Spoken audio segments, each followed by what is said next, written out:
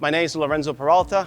I'm one of the PCC instructors at the BAC Training Center in Long Island City, New York. I've been in the trade for 26 years now. I was in the field for about 20, and now I've been teaching at the school full-time for about 6 years.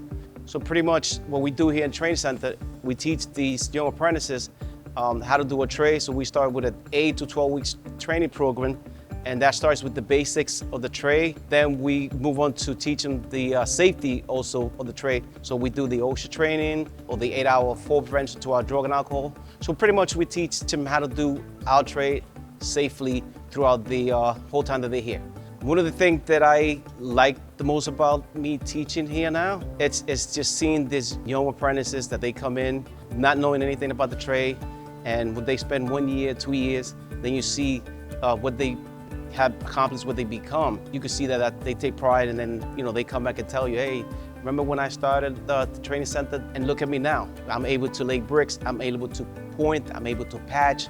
So those are the things that kind of fire me up to keep doing this and helping these young kids. So looking at the industry, it needs these training facilities to teach these young men and women to learn the trade the right way. Without the training center, it would be just learning from someone in the streets. When you see the non-union sectors, they don't have the training that we have. They don't have the ability to get into the training facilities. So it's really important to keep these programs going because we focus on safety. We want to get these men and women safe to their families at the end of the day, and they get an honest pay as well. Not everybody's made to go to college. So we create this also to give them an opportunity to become, I would say, successful, have a career, and be able to provide to their families.